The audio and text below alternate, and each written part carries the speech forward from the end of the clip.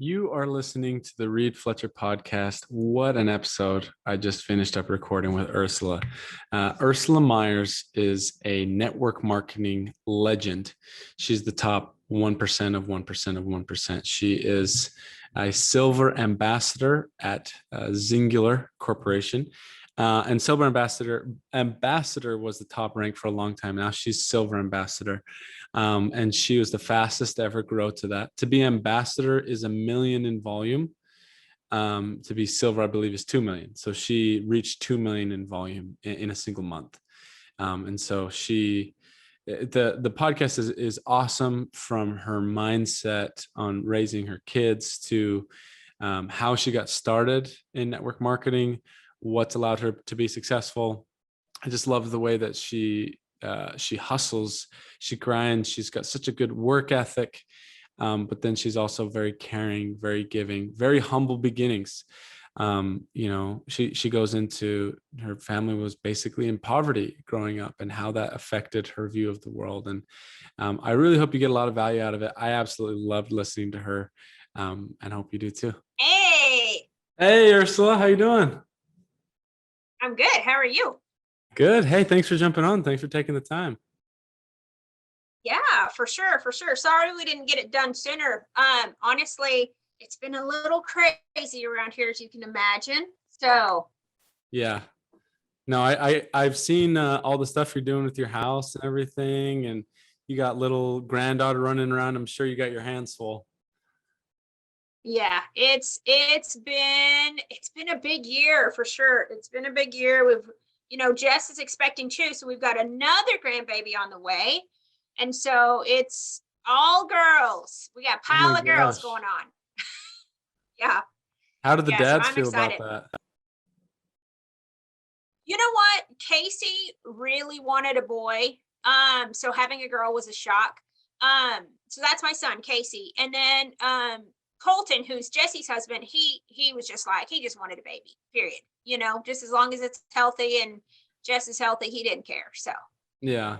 but Well, Casey is obsessed with Kate now. So, it's one of those things you think, oh, I just really want this. But then when the opposite happens, you're like, oh no, really, this is okay. This is good. So yeah. No, I know what you mean. That kind of happened with us, with our baby. Like, there was a point when we were almost like, we had like a preference, like she maybe wanted a girl at some point, or I wanted a boy. And then when we actually found out the gender, we're like, oh, that's like perfect. Like either way, you're going to love the little kid. It doesn't really make a difference.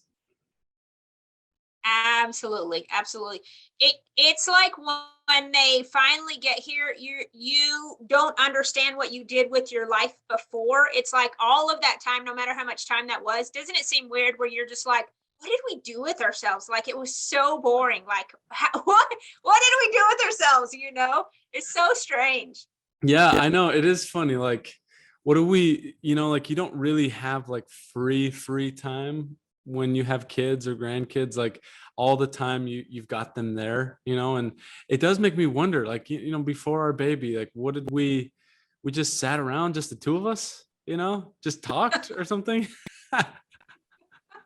Yeah, it's like we must have had such a boring life before this child was born, right? Like, it doesn't make any sense. It's so funny. Yeah. What do you think about raising kids in like the Texas romantic, cattle rancher lifestyle? Is that something that you grew up with? Is that like you've always wanted to raise kids under that same type of environment? Oh yeah, for sure. So I grew up on a ranch, and so that's really all I've ever known. And Levi's the same way. So Levi grew up in Oklahoma, and I was raised in New Mexico, and so it's all I've ever known, And so at one point in my life, I had to move into town, which wasn't really town because I was still kind of outside of town, but it was more in town than I had ever lived. And it was devastating. Like, it was so incredibly hard for me, right?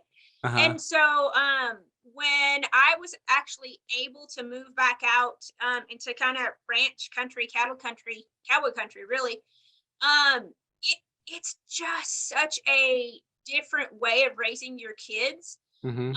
To me, I was always raised to work hard. Like it was a non-negotiable. Like child labor, it was just a necessary thing, right? I'm one of 5 kids.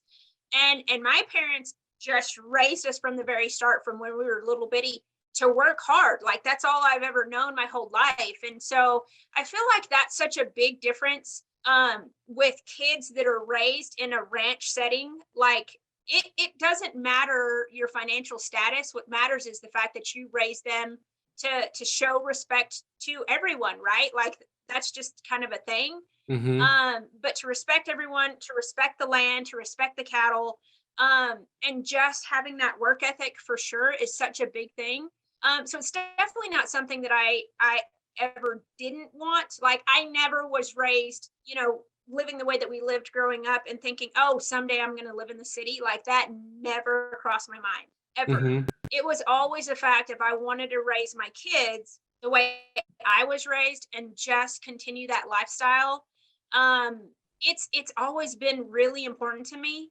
And so like Jess, now she bought her own place a couple of years ago, and that's how they raise Kiki, and that's how they'll raise the new baby. And Casey, my son, so he's 26. He cowboys for a living. That's what he does. He always wanted to own a cattle truck. And so that was always his dream. And so like now him and Ashley, they actually, so he cowboys and stuff, but he also owns a truck where he does custom hauling for people too. And Mm-hmm. so raising their new baby in that lifestyle, and now with Silver, with us living on a ranch and all of that, like that's all she knows. Like she knows, get up, go feed your animals, go take care of your stuff before you feed yourself in the mornings. Like it's that prioritization Mm-hmm. of putting others and your animals in front of yourself. I think that's such a big thing. And it honestly, in today's world, like don't get me on a tangent, but like I feel like in today's world, my gosh, if you put some of these people in this kind of setting, they would have no idea because they don't know what it is to work hard and do all the things. One of the things that I see on social media quite a bit now is there was this post I saw on Instagram, and it's a girl that they were having to sell her grandmother's ranch, a place that she grew up on, because of just financial situations, right? So they were having to sell her grandmother's ranch, and she posted a picture of a trailer with the things that she was taking from the ranch, and there were people posting on there saying, well, this never would have happened if you would have evolved with the climate change and all these things. And I'm like, people have no clue. They have Mm-hmm. no clue where their food comes from. They think meat just magically appears Yeah. in the grocery store, right? Like it's Uh-huh. just in the like they have no clue where eggs come from, where milk comes from, where beef comes from, where pork comes from. They just think that it appears. And it, to me, it's like if we could take people back to that mentality of, look, you care for the land, you respect the land, you raise these animals because they're meant to feed you and the world.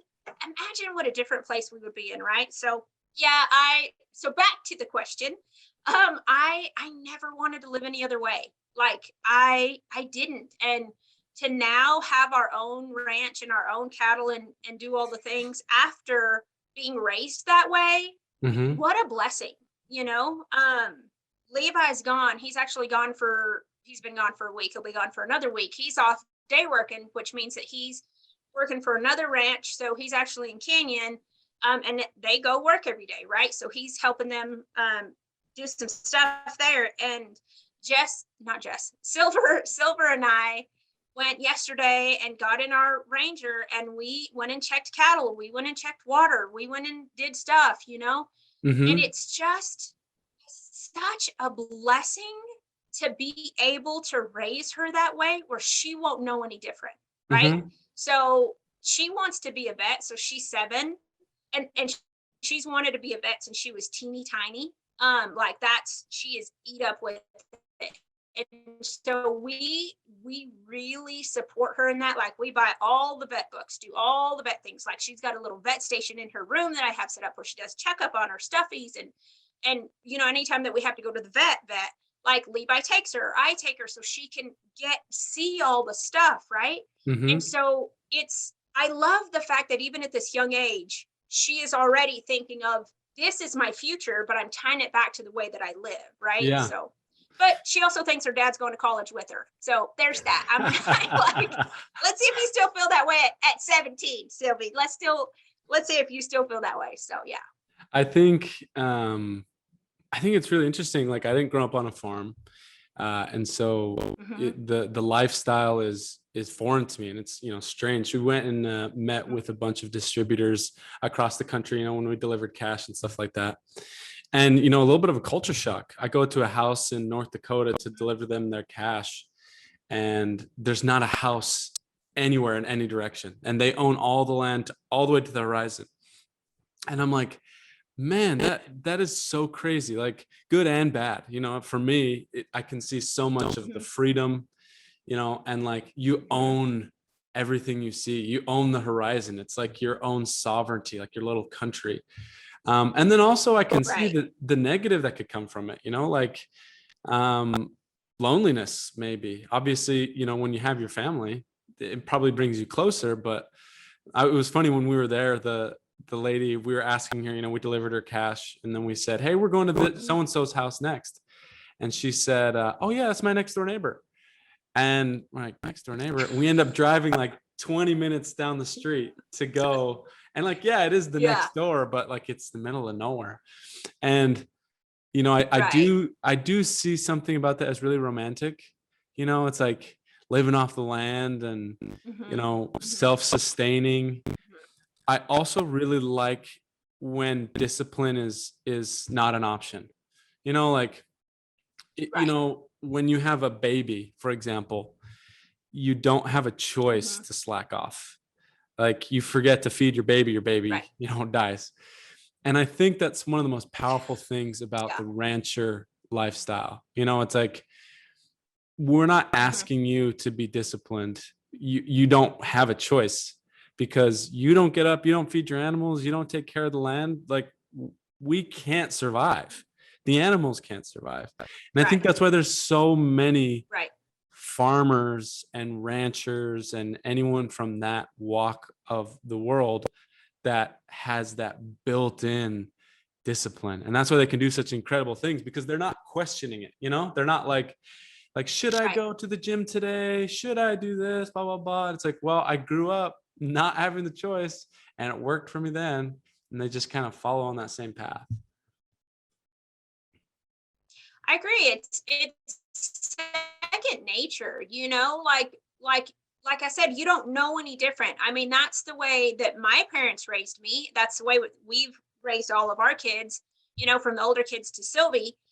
Like, you just don't know any different. And just to have that work ethic and that just that self-motivation, right? And I think that starts at such a young age when you grow up this way, because Sylvie, from the time she was little, it's like, okay, go feed your cats. Okay, go feed your dog. Go water the pets, whatever it is, right? And so imagine if the people who grew up in cities who have never had to do that, right? They don't get to own animals because they live in an apartment complex or whatever, right?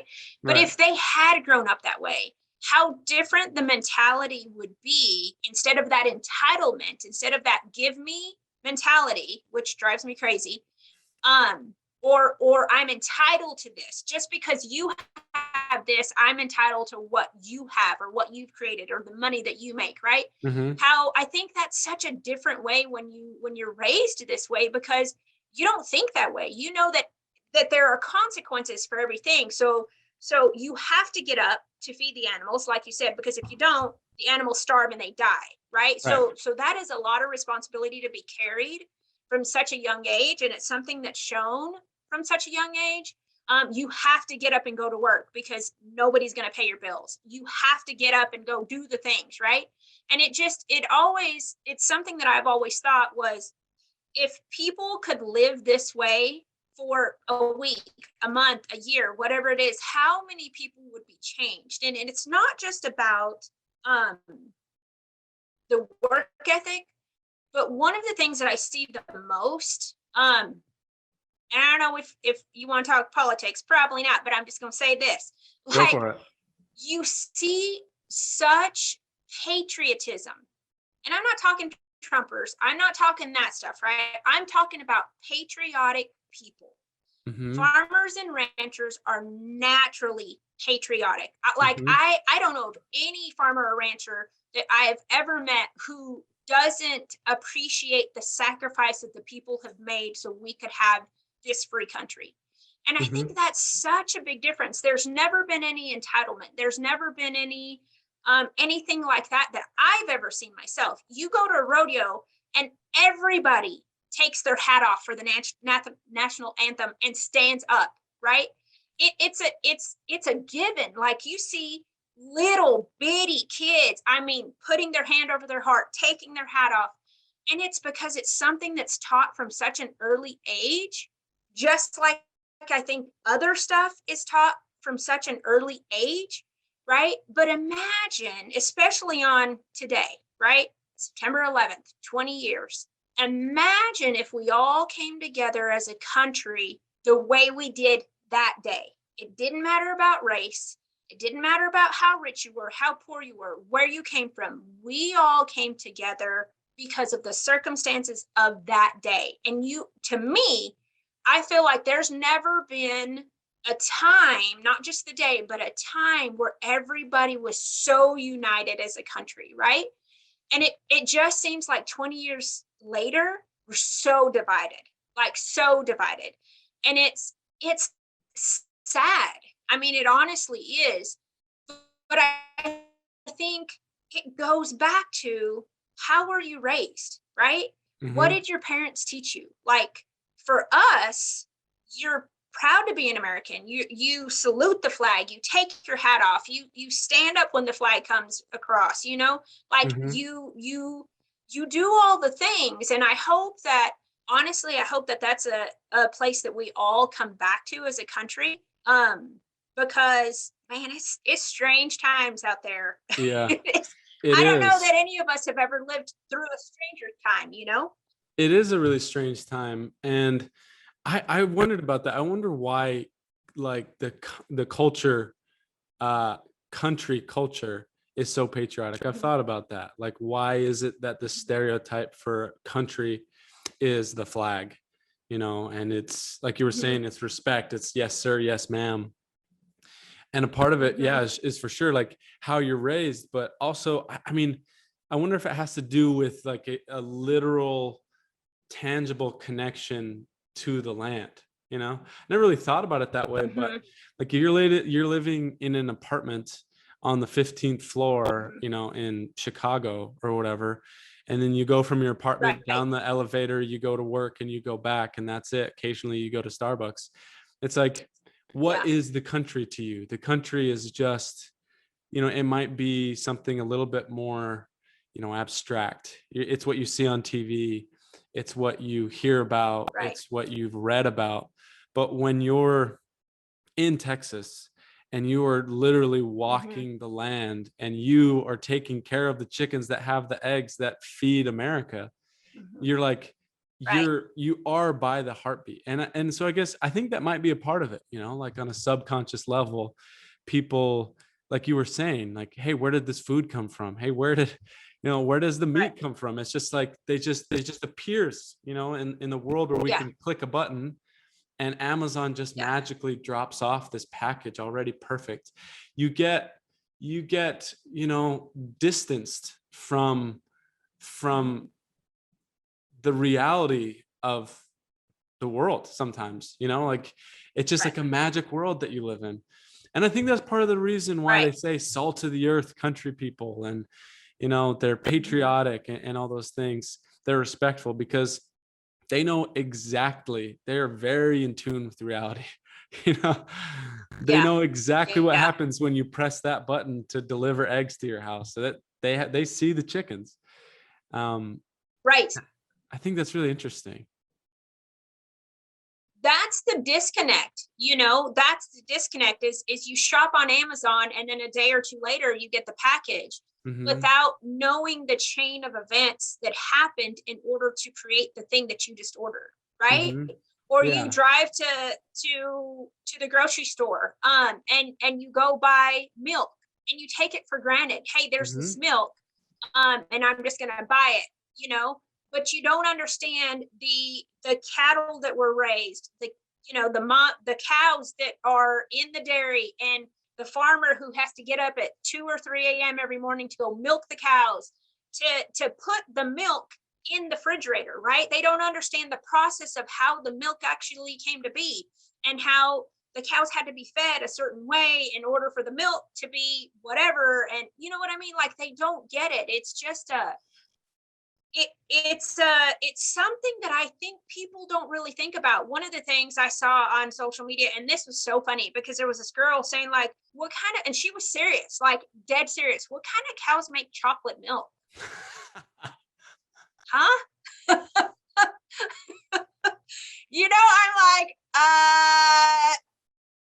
that would be chocolate syrup. That would be cocoa that's added to the regular white milk, but just, and we're talking adults, right? We're talking adults who don't know that. So so when the adult doesn't know, what is being taught to the child? But that it's everything.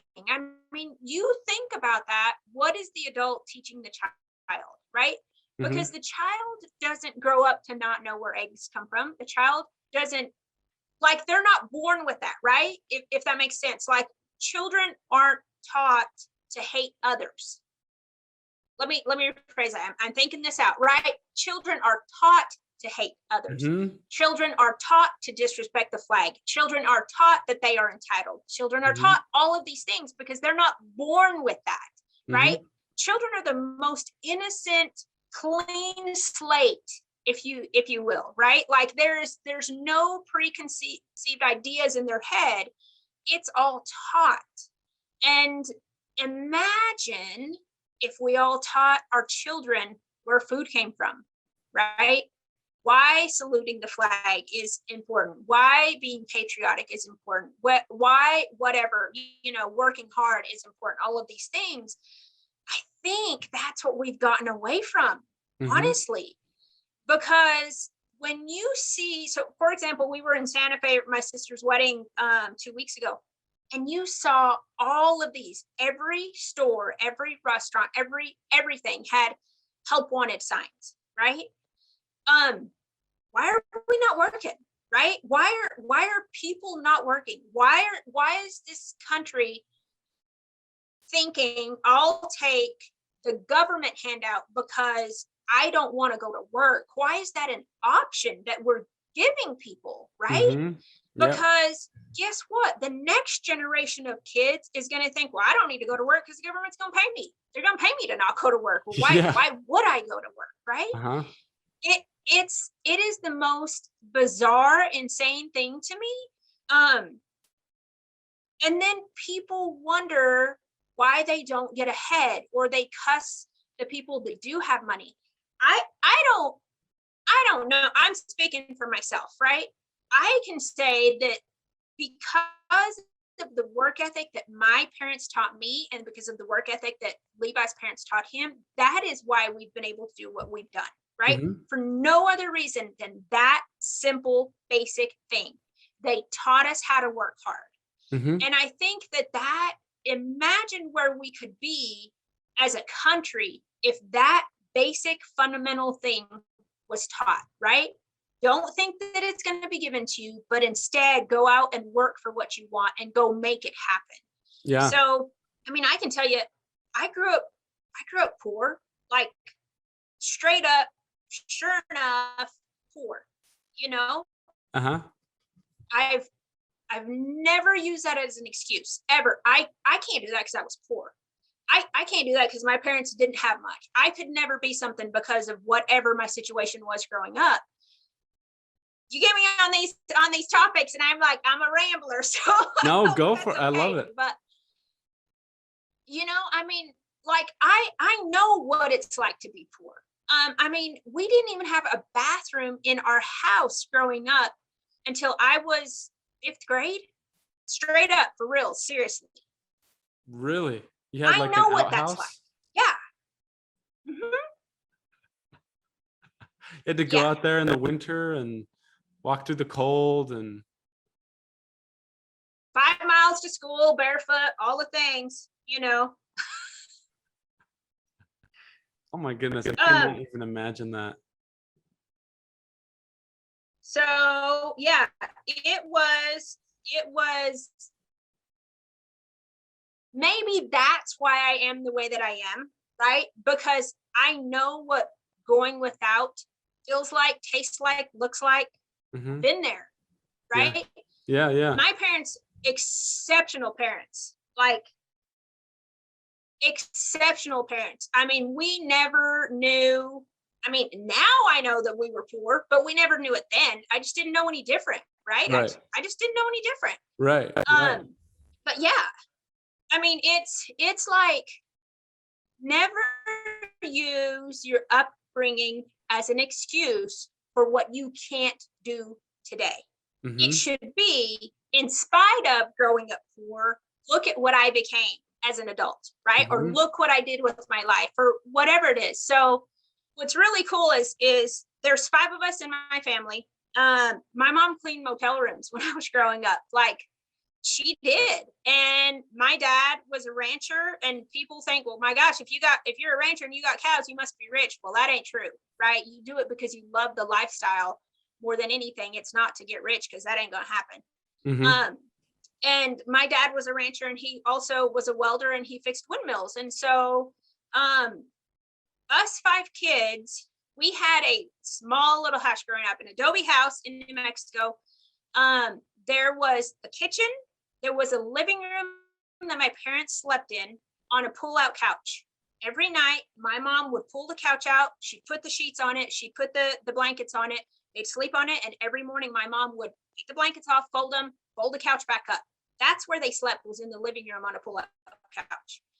The next room was a room that was closet, so it was a closet that all of us shared. The next room was the bedroom where all 5 of us kids slept. I slept with my older sister in the same bed till junior high.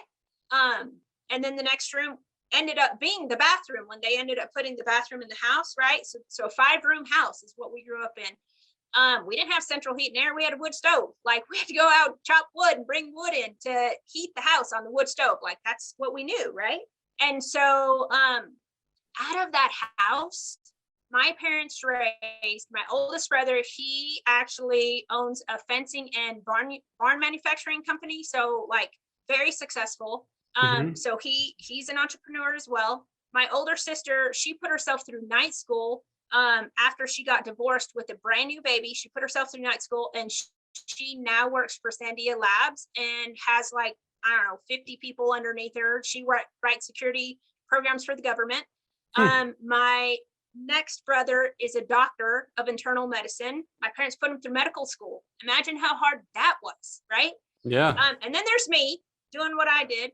And then there's my younger sister, who's a social worker, and she's actually a school counselor for a high school in Denver, where all the kids in the school are like poverty level students. And so for my parents to have raised 5 kids living in those amazing conditions, but teaching them that hard work could help them become anything they wanted to be in life, and for that to happen to all 5 of us, my gosh, right? Yeah, I think about I love that. That situation is very interesting to me, because you said, use your upbringing, and in spite of being poor, despite all of the barriers that I had, I ended up being successful. And I even would take it a step further and say, maybe even because I grew up poor, we grew up successful. I mean, look at your family, right? A certain amount of, 1, accountability, 2, like the right amount of fear, right? Not like crack the whip fear, but like, hey, this is the way my life could be if I don't work hard. I've experienced the house with no bathroom, I've experienced the fold out bed. And, you look at kids of billionaires, they don't even really believe in their head that they'll end up ever in that type of a place. So they don't have that extra gear that they need to stay up studying super late, or to start a business, or to take a risk, because, you know, there's not as much that they're afraid to fall into. They just have that kind of safety net. And so they feel like, you know, why take that effort? I think that's super interesting. You find that a lot, people's upbringing. It kind of does one of two things I've seen. You know, when people have a rough upbringing or a poor upbringing or something like that, the parents could either, one, convince the kids that that's all that they're worth, and convince them, hey, we're just those type of people. We don't go to Disneyland. We don't do this. We don't buy snacks at the grocery store. And they'll believe that their whole life. Or what it sounds like your family did is the other route, which is, hey, this is something that will be a jumping off point for you, because we're teaching you to be accountable. Even though you're growing up poor, you can do whatever you want. And so, yeah, you kind of see both. And I think it's super interesting that you've all ended up so successful because of that life that you had. You know, but you got to take it a step further too. So, you know, Jess and Casey, my oldest at 29 and 26, you know, we weren't well off when they were little. I mean, it wasn't until Singular came into our lives that, yeah, we had the businesses before, and it was comfortable, but it was still hard, right? Like there were still a lot of hardships that we had to endure. Like if you looked at us on social media, yeah, it looked like we were doing all kinds of big things, but in reality, right? Because we know social media is a highlight reel, but in reality, times were tough, and it took a lot of hustling and doing things in order to make sure everything worked month to month, year to year, right? But it wasn't until Singular that really I found the vehicle that was going to take us to the next level, right? To take us to that next step in life. So you see Silver at 7, whose parents are well off, right? Who we've got a great lifestyle. I mean, we're building this big house, whatever, all the things, but it still goes back to how are you raising her, right? So I never want her to grow up being, well, I'm rich, I'm entitled to this stuff, or you know, I don't have to work because my parents are rich. Like that's not an option for her, poor kid, because it's really not. You know, like she don't know any different of get your butt outside and go feed your animals because they're hungry, right? Like she just doesn't know. And I think it still goes back to, what are the parents doing, right? How do your parents teach you to be? Because where we live right now, the school that she goes to, I mean, we live in a poor community. I mean, it really is. Like her school is teeny tiny. I think there's like 7 kids in her class. And it is a very poor community. But I never ever want her to grow up thinking she's better than, right? Because I think that's something that could happen once you get to this point in life, once you get to that successful point. That's where the things start happening with your mindset. Well, now that I'm here, I'm better than everybody else. And that's one thing that I'm really careful with Silver, because she is so young, and goes back to, what are you teaching your kids from that early age, right? In that, look, just because I got it doesn't mean you got it. You're still poor, Silver. You don't got a thing. You're going to have to go make your own way, right? You're going to have to go figure it out for yourself, girl. Yeah. Like, I'll send you to vet school, but it's on you from there on out, right? And so that's such an important job that us as parents have, is making sure that we're giving our kids the tools so they can understand, just like my parents gave us the tools. Like they never once said, you can never do that in life.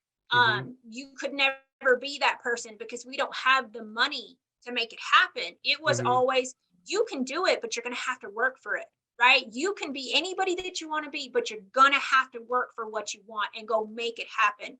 So I think that's such an important thing still, given the lifestyle change that we have had, you know, in the past 6 years, to make sure that we're still reinforcing those very basic things to not only Silver, but the grandkids and that, and those kids, because you don't ever want them to think that they're better than, or they don't have to go work because their parents have it, you know? Does that make sense? I think if there's one thing along these same lines that I would want to instill in my kid, it's not that they're inherently better. Like my son is just richer or more successful or smarter than someone else's son.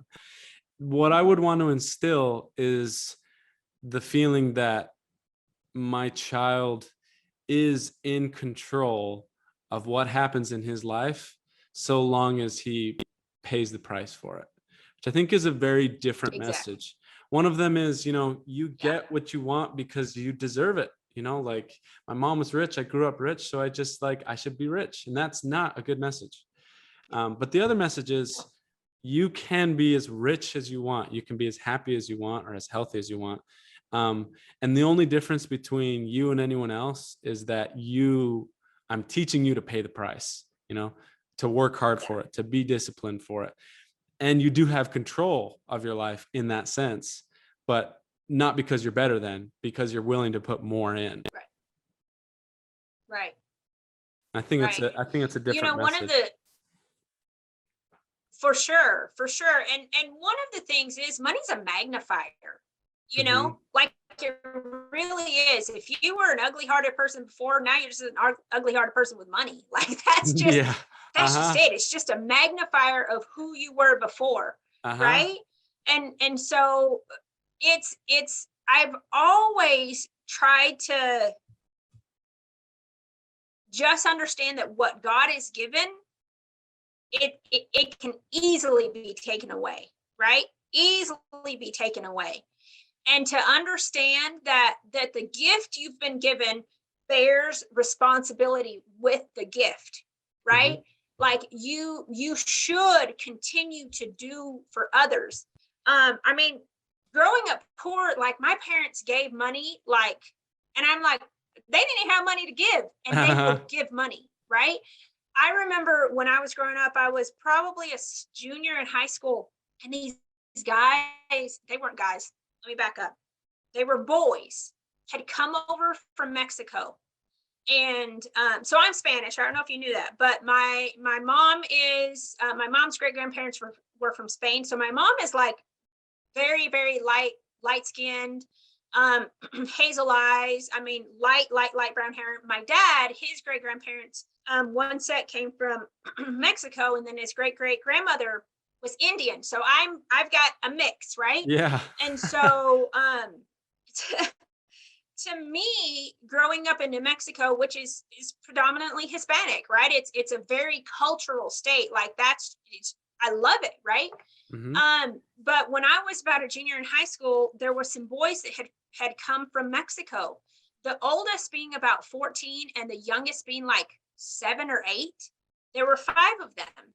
And my parents saw them. My dad was working and he was coming back from a job, and he saw them on the side of the road walking. So he stops and he picks them up. And these boys lived with us for like a month. They had crossed the border looking for work. Imagine being 8 years old, leaving your parents and walking and swimming in the river, right? To go find work to feed your family. That's what I'm talking about, right? That's the hardships that most people never see, never experience, never any of that stuff. So my dad picked them up. They lived with us for like a month. They did odd job stuff with my dad.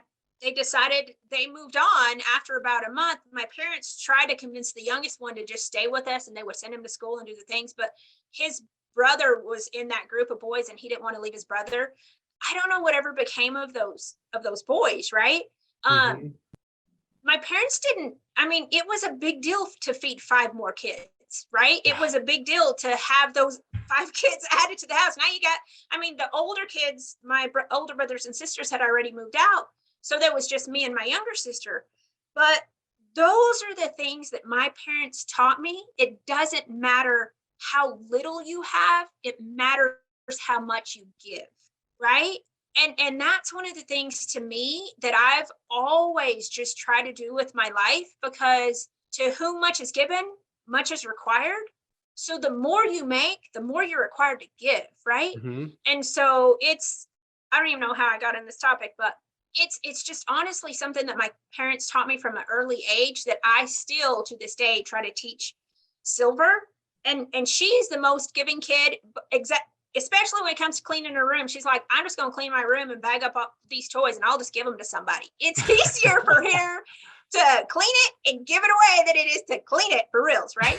But I love that even at that young age, she understands why we're doing the things that we do, you know? So what was really cool this year is, you know, like I said, we've got a really poor community around us. And so Levi and I decided this year that we were going to give some scholarships away to the graduating seniors. There were 7 graduating seniors from our school. 3 of those seniors went on to college. So we gave all of those 3 graduating seniors scholarships, if you will. And so what was really cool was we actually took all 7 to town. So town for us is like an hour, 15 minutes away. We took them to town for a day, and we bought all of them their outfit to wear for graduation. Some of these kids were homeless. 3 of the kids were homeless. They actually didn't live with their parents because they'd been kicked out for whatever reason, right?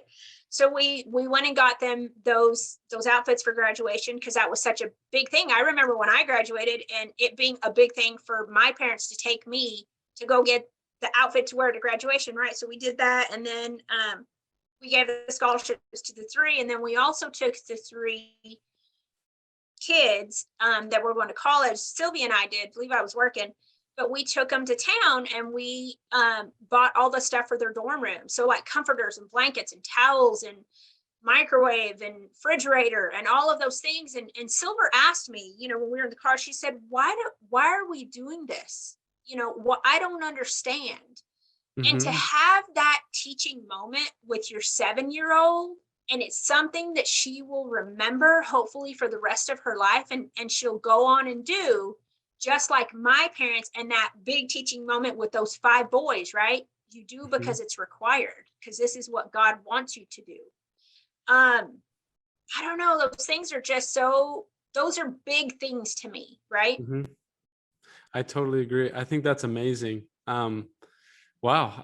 I love to hear it. Kind of makes me emotional to think about that. Like growing up, not having the means to, I mean, go to college is one thing, but not even to have an outfit for your graduation. And man, I remember, so when I graduated, my family moved across the country, actually. So we lived in Utah, and a couple of months before, I want to say I graduated in May, and I think like the beginning of like March, my dad got a job in Washington, D.C. And so my family moved from Utah to Washington, D.C., but I only had 3 months till I graduated. So I'm not gonna go finish my senior year in a completely different state. So I stayed by myself, and even that, you know, a family that supported me, that loved me, and you're kind of staring down the possibility of like a year from then a totally different life. You know, you could be in college, you could be married, you could be this or that. And so I really love and really connect to that what you're doing, because, you know, in a certain level, I felt that myself, you know, that feeling of my family supported me. I don't want to say that they didn't, but I definitely could relate with how those kids, you know, must be feeling, you know, without even, you know, prospects. That's amazing. I love to hear that. I think that's kind of probably why you've done so well at network marketing, because of the combination of different mindsets. It's like you can get someone who is very giving and loving and grew up kind of the way you grew up, with a servant's heart, you know, wanting to help others.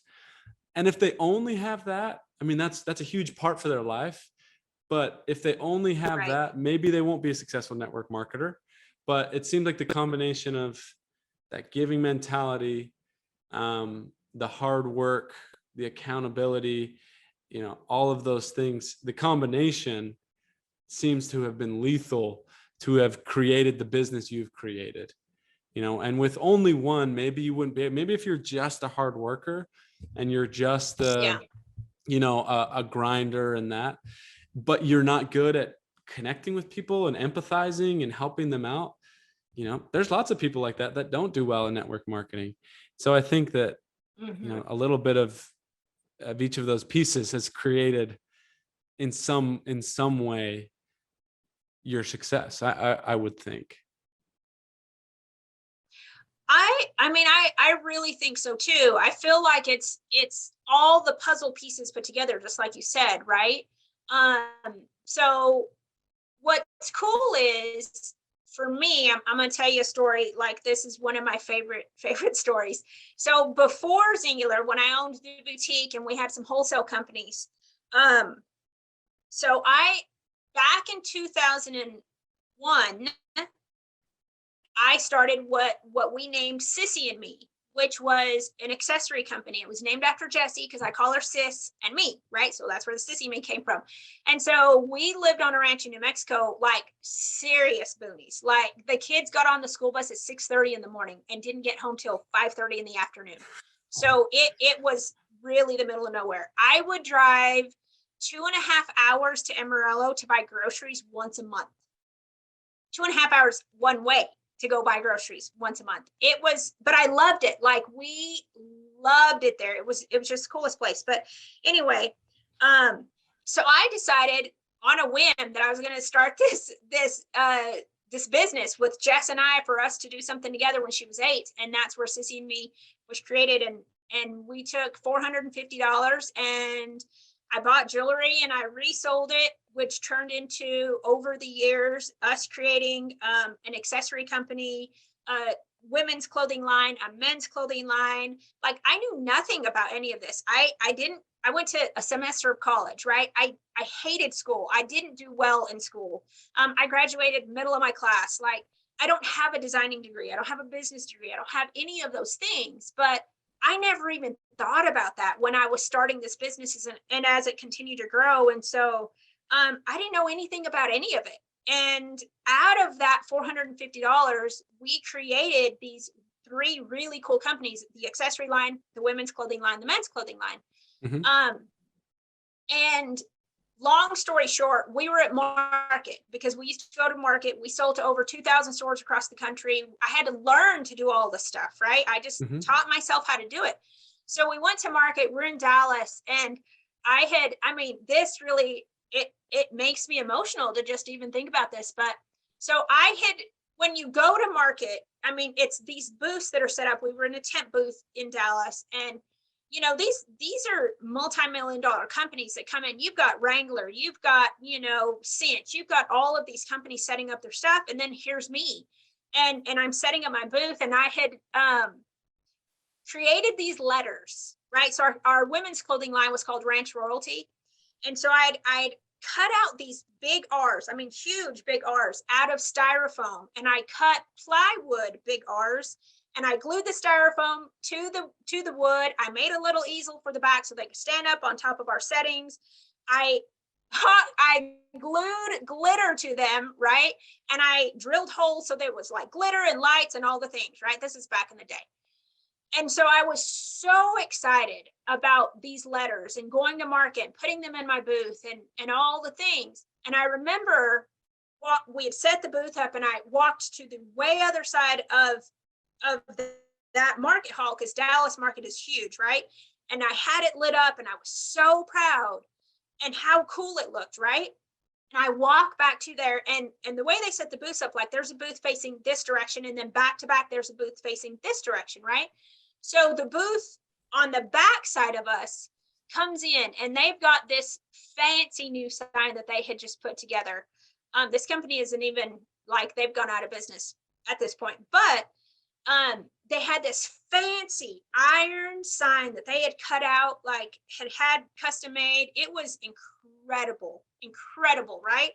And I remember when I walked back across there, they're putting that up, and how bad it made me feel. Like, I started crying because it made me feel bad. Here I am with my glitter styrofoam letters trying to compete with somebody like that, right? And I called my mom on the way home. And I told her, I said, I was so excited about these letters and how it looked and all the stuff. And then they showed up with their, who knows how many thousands of dollars that sign cost, right?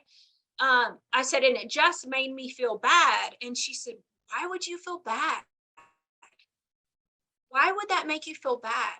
You should be proud that you are able to compete with a company like that, given the resources you have and the fact that you have done something that hardly anybody would have had the guts to do, right? And I remember taking her, listening to her talk and just say, yeah, well, I don't, she's right. She's right. And the coolest thing about this story is, so I had gone and set up, and then the girls that worked for me, they stayed and worked, and they called me on Saturday night screaming on the phone. They're like, you're not gonna believe what just happened. And I'm like, okay, what? Right? And they're like, we were just voted the best booth out of all of Dallas Market, the best looking booth out of all of Dallas Market. That was a big lesson for me, right? And I still have that award.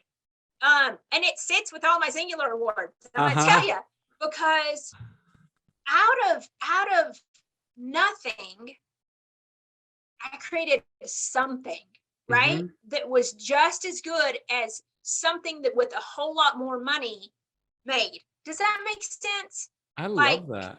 Yeah. It's crazy how, not knowing what in the world you're doing.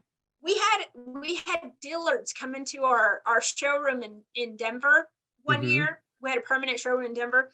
They came into our showroom, Dillard's. I don't know if y'all have Dillard's where you're at, but in Texas, Dillard's is the thing, right? Like everybody loves Dillard's. People with money shop at Dillard's. Seriously. And so Dillard's came into our showroom in Denver, and they wanted to place an order, and they said, do you do net 30? And I'm like, yeah, we do. And they're like, okay. So they placed this order for like 20 stores or whatever, right? After that meeting, I had to go Google what net 30 was. I had no clue.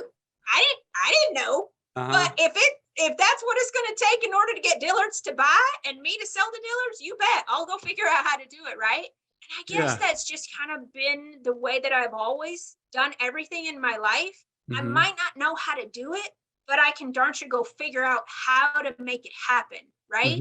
I don't know. That just kind of a story of my background, if you will. I really, really like that story. There's been a quote that I've been thinking about a lot lately for some reason. And it's, I don't remember who said it, but it's something along the lines of, start walking along the way and the way appears. And I've been thinking about it a lot. It's because, you think you might have to be perfect. You think you might have to, you've got big goals or whatever, but who am I to have a booth? Who am I to have a business? Or even like, I don't even know what I want to do. I don't even know where to start. And what I gathered from that story is, you started walking along the path, and the path appeared.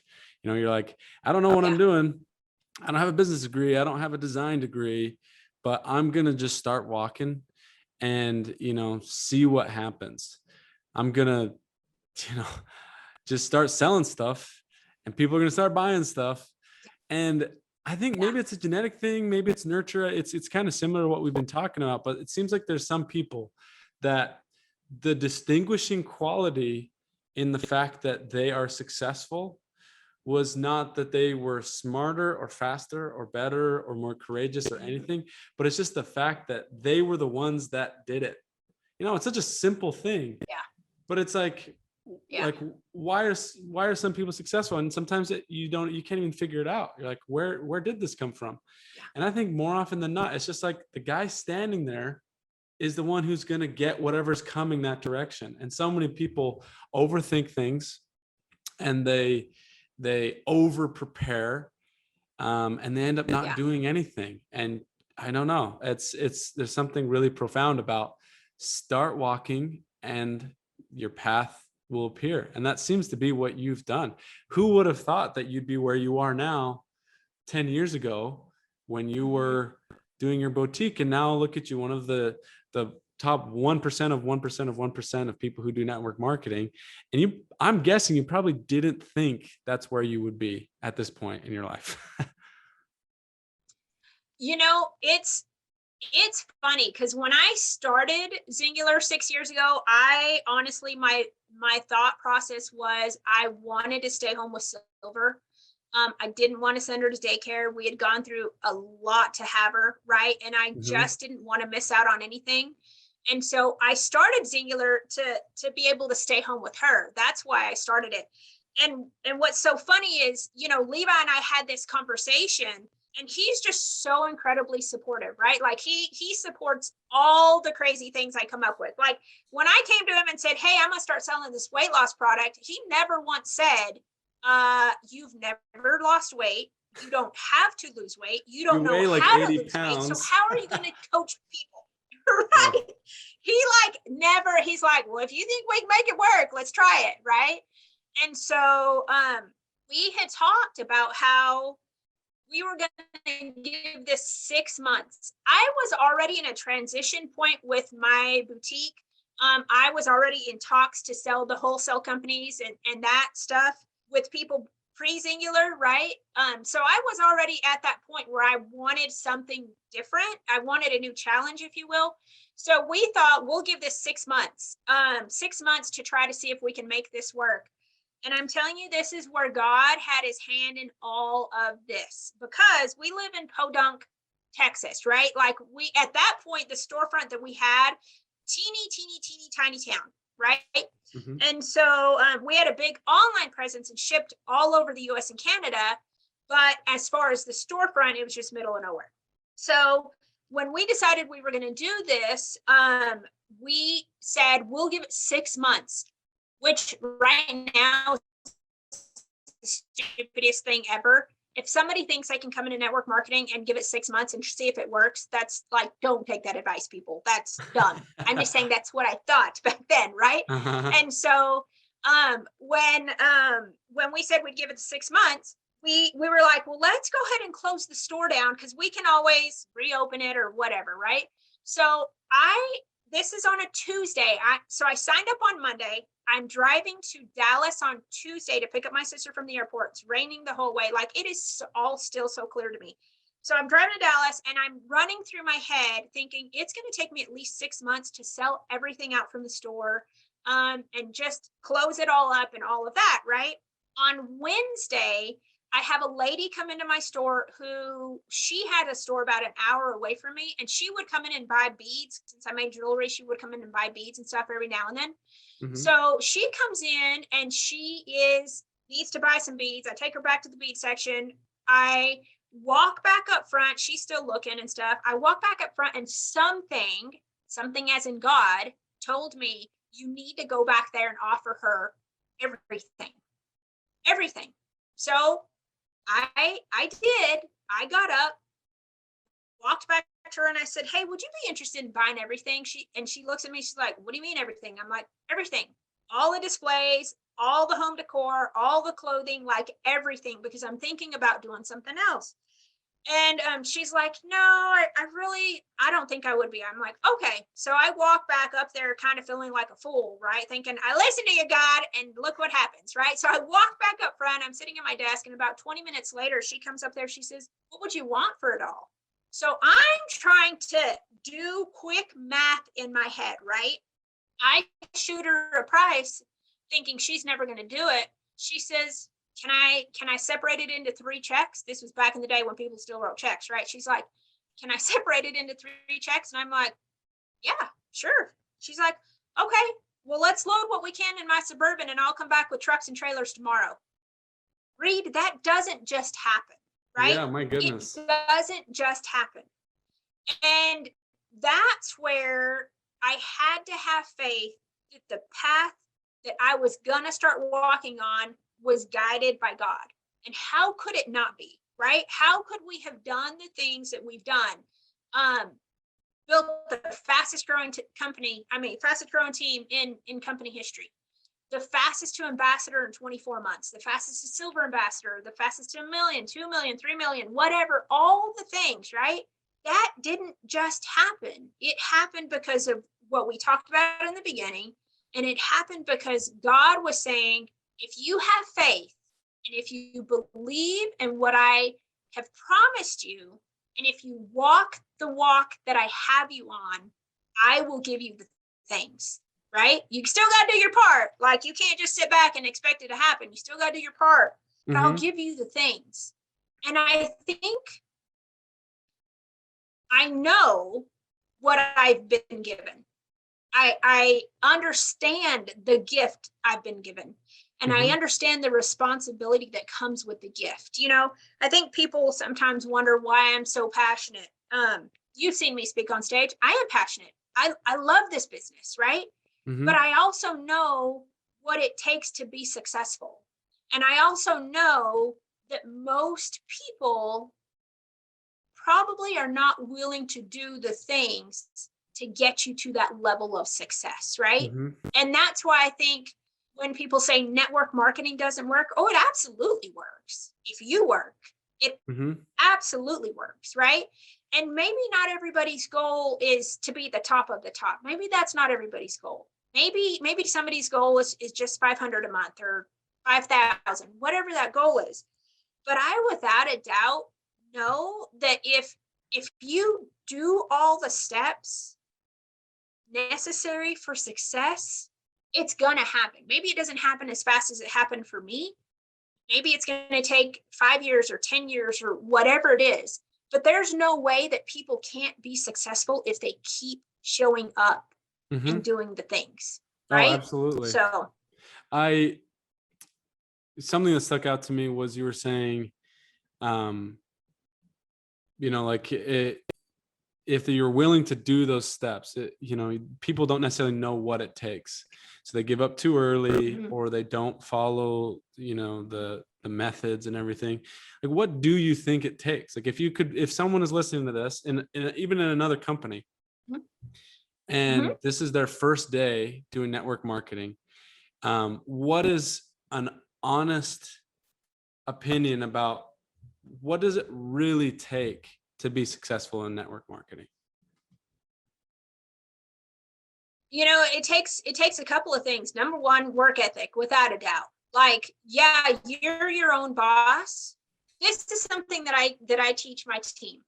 You're your own boss, but you're also your own employee, right? Yeah. Would you hire yourself?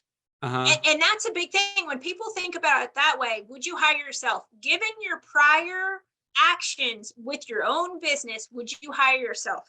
So that being said, if you had to go into work and you have to clock in at 8 o'clock and you clock out at 5 or 6 o'clock, your boss expects you to do something during that time frame in order to pay you the paycheck, right? So why would working for yourself be any different? Why would you say, well, I'm gonna go clock in, but I'm really not gonna show up today because there's something really good on Netflix that I want to watch, right? It's that mentality of self-motivation. I think that's the number one thing that people need is to be self-motivated, because people will come to me and they'll say, I just don't know how to get my team motivated. There's nothing you can do. Like, I am a firm believer. There is no magic words. There's no magic training. There's no magic anything that's going to motivate people to work if they're not already self-motivated to do the stuff, right? For me, going to it was XLC 3 weeks in, right? I'd only been with Singular for 3 weeks. I say made me because they made me. They made me go. But being at that event so new and already being wired the way that I'm wired, when I saw people speaking on stage, I mean, my brain was on overload. Because honestly, my thinking was, if that girl's making that much money, I am fixing to blow some things up in this company. If that girl makes that kind of money, I'm fixing to do some crazy stuff. They better watch out, right? That's exactly how my mind worked. And so on the plane ride home, I was already formulating the plan, right? okay, you just started. You don't even know what you're doing. You don't even know your ID number. You can't even keep it memorized. You have to look at your notes every time you're trying to plug somebody's order in because you can't remember your ID number. Like, that's how new I was, right? But I remember on the plane ride home, formulating the plan, saying, that's what those people have, and they are no better than you. They're no better than you. You are just as good as they are, right? You are just as capable of doing those things. How are you going to make it happen?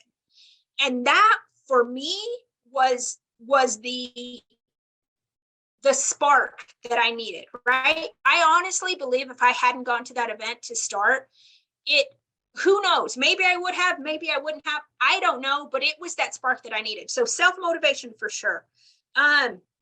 You got to show up. I mean, you got to show up. You have to lead by example, right?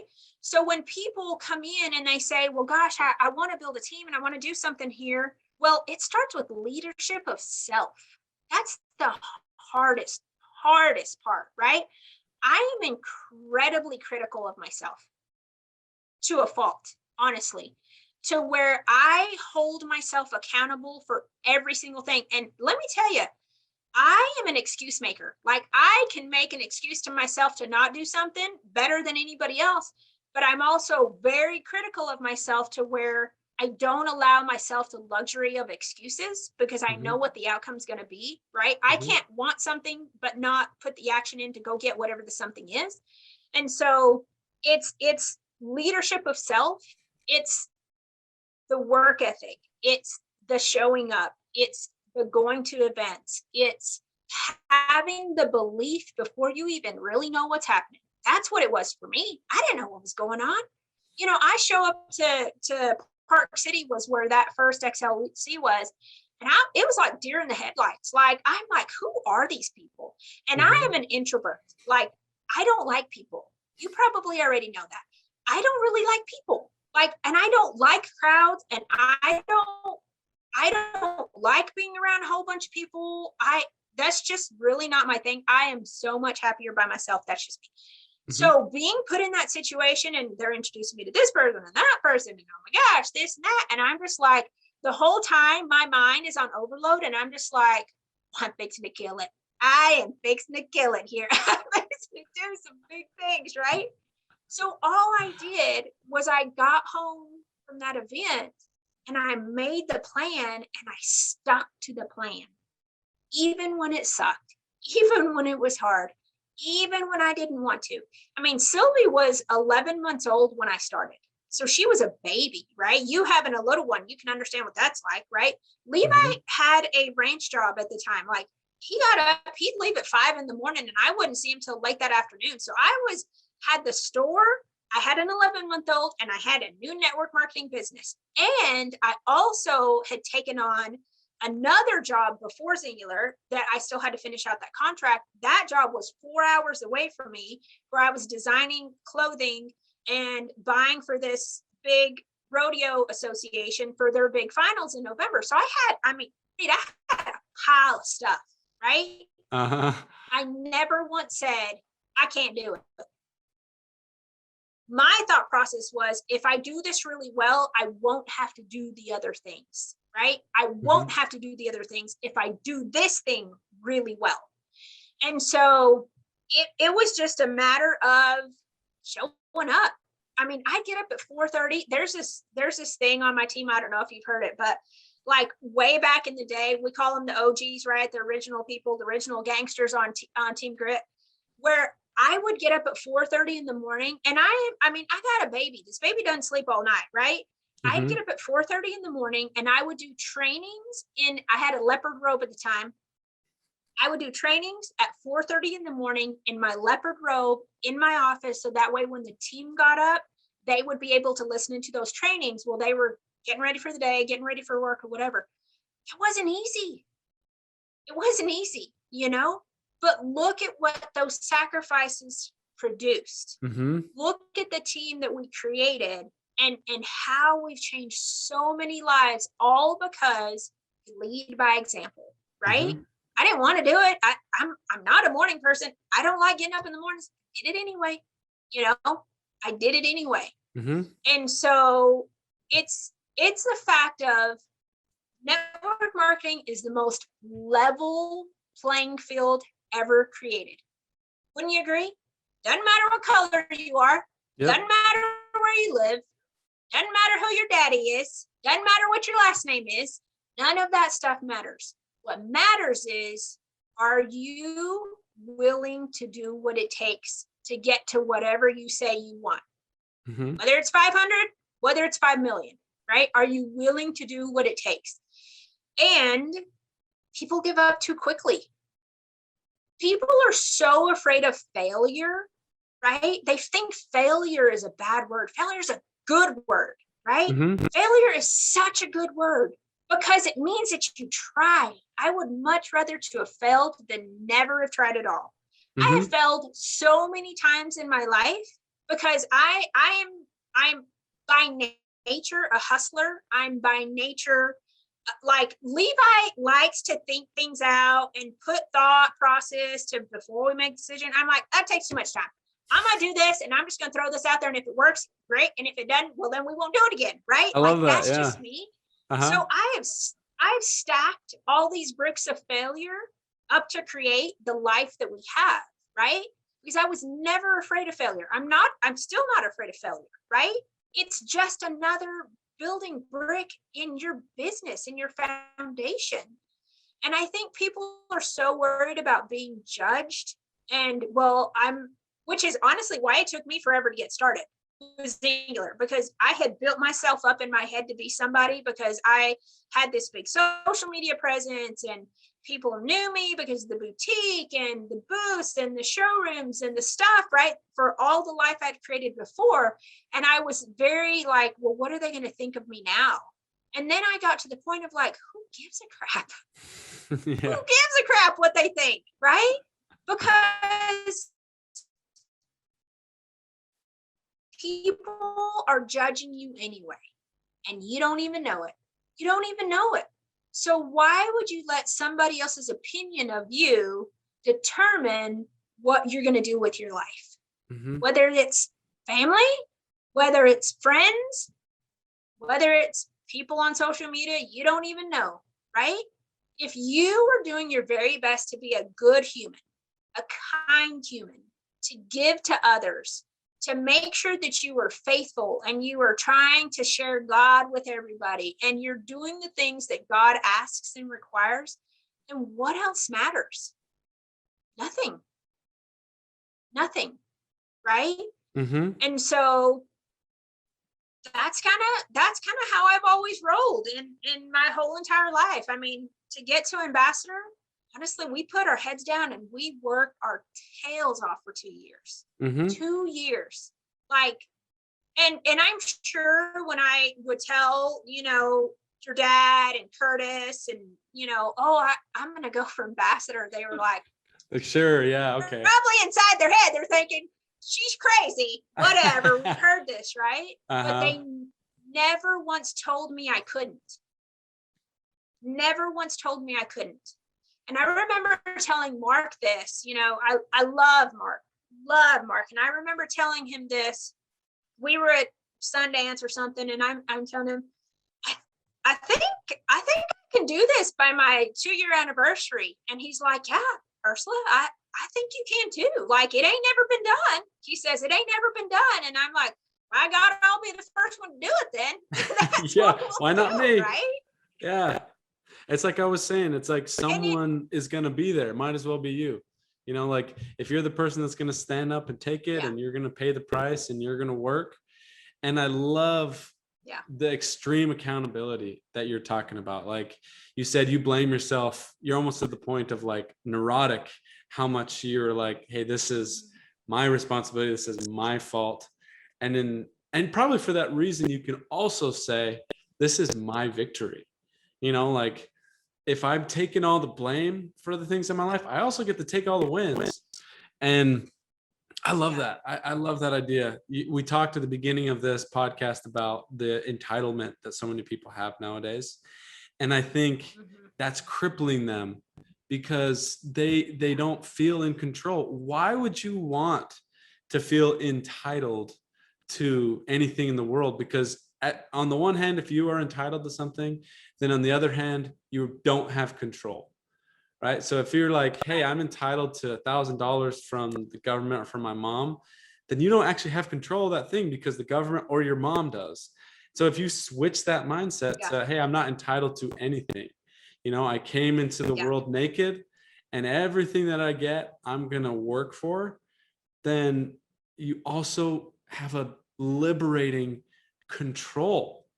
Like, hey, I want to be fit. I don't have to say, hey, my parents were overweight, or hey, there's so much snack. My wife brings so much snacks home from the grocery store. How am I supposed to be healthy? That you're losing your power. It's so funny. People they act entitled, but it's a negative thing, right? You lose all your power in your life. Mm-hmm. If you're the center of your life, then you have complete power. And I don't know why people don't think more like that, like just grab it and go for it. It's a dependent nature, right? It's being willing to be dependent on others for your survival. It's what it is. If you have to depend on the government to pay you to not go to work, if you have to depend on the government to tell you what you can and can't do with your body, you have to depend on the government for being able to go to the grocery store or putting a piece of cloth over your nose, or you know what I mean? It's that mindset of I'm willing to give those freedoms that we all have, right? All of us in America have, but I'm willing to give those freedoms up as long as you give me XYZ. Mm-hmm. Why would you want to live like that, right? Why would you want to live like that? And it all comes down to the fact of anybody, regardless of how you grew up, where you are now in your life, whatever bad things or good things happen to you as a child, you all can still become anybody, no matter how old you are now. Like, I was no spring chicken when I started Singular. Like, I wasn't, I was 42 when I started Singular, and I never once thought, my gosh, these girls, like, it never entered my mind.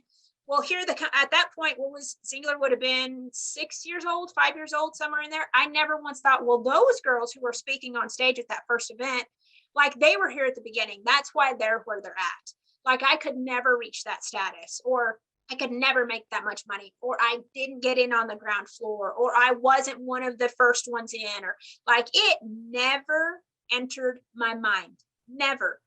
Just like hitting ambassador by my 2-year anniversary in 24 months, never entered my mind. Like, I never once thought this can't happen. It was more of it's gonna happen, and I'm gonna set some records, and I'm paving the path for the people following me, right? I'm paving the path. So hopefully I can inspire not just my team, but other people to see it doesn't matter. All that matters is the fact that you showed up and you went to work, right? And you brought people in with you. That's why I love network marketing, is the fact that if you help enough people get what they want, you get what you want. It's not that hard, right? It's not that hard. And I think that's where people overcomplicate it, because you see so many trainers out there offering courses and doing this and doing that. And let me show you how, and this, not, it's too much knowledge and not enough execution. That's where people get hung up, right? There's several levels that you can get hung up on. Number one is you think it couldn't happen to you. Number two is you're not willing to do the work. Number three is, well, now you're doing the work, but you think you got to go learn from everybody else before you can take a step in the right direction to go do the things. Seriously, Reed, I know you've heard me say this from stage, but it's the truth. I still don't know how the comp plan works. I have no desire to go figure it out either. None, right? Because I know they're still going to pay me, and I know I'm going to be paid very well. It's not getting caught up in the small things. Like, I don't know the ingredient list. I mean, got a picture of it. I send it to people when they want it. Like, I don't know what's in what. I don't know why whatever works, whatever way. Like I don't, and I have no desire to go find that stuff out. Right. Mm-hmm. What I do know is that if I show up and I go to work, I'm going to get paid. And if I show up and I teach enough people how to do what I do, they're going to get paid. Mm-hmm. Right. It's such a simple thing that people overcomplicate. I totally agree. I think people think that the learning, the preparing, the reading the ingredients, the listening to a million podcasts, it's like the chemical in their brain tells them that they're doing the actual action, and so they feel good about it, you know. And so they listen to one more piece of advice, and their brain is like, hey, we just got better, we just improved, we just progressed, and they keep pushing off actually executing. So I completely agree. A form of resistance, it's the sneakiest form of resistance, because you think that you're doing it, but you're not. You know, you keep putting it back. If you could read 100 books about riding a bike, just go out, just ride it, just fall. I love what you're saying about failure too. Like failure is just like bouncing off of you, and you're, you know, like, okay, I'm just gonna keep moving. I'm not playing a status game. I'm not trying to be popular. I'm not trying to, you know, seem like the coolest chick on social media. I'm trying to really hit my goals, and I love that. I know you got so much going on. I really appreciate you jumping on. I don't want to take your whole day. I love your mindset. I've loved talking to you. I think a lot of people, network marketing or otherwise, listening to this could get so much value out of some of these main principles that you're talking about, like the extreme accountability, the showing up, the hard work. And so I honestly have loved our conversation. For someone that's listening, if they want to support you and they're touched by what you're saying, how can we help you? Maybe they want to join your team. I'm not sure, but what can people listening do to support you? Join my team. Let me help you make money. That's really that's the thing. You know what? Honestly, like send me a message. Hit me up on Instagram. So I've got a couple of Instagram pages because I'm still in that creative mindset, right? I think that will never leave me. So a couple of Instagram pages. It's Ursula Myers Dream Builder or Ursula's Trail of Turquoise. Follow me there. Send me a message on Facebook, Ursula Myers. Let's talk. I mean, I love connecting with people and just showing people how there's such an easier way to make a living instead of thinking that you always have to work for somebody else and make somebody else's dream life come true. You can be making your own dream life come true, right? The time is going to pass anyway. Are you going to spend that time creating your best life or working and creating somebody else's? So that's why I love network marketing. You know, like I said, it's the most level playing field. Anybody can do it. If you're willing to show up and do the work and be coachable, that's the biggest thing, being coachable and taking direction. Gosh, it's life-changing if you allow it to be, for sure. Awesome. Well, yeah, reach out to Ursula, anyone who's listening. Ursula, thank you again so much for jumping on, and let me know if there's anything I can do to help you out. I'm here for you. I appreciate it for sure, Ray. Thank you so much. Like, I was really honored that you asked me. So it's been fun for sure. Yeah, absolutely. You have a good one, Ursula. Thanks. All right. You too. Thanks. See ya.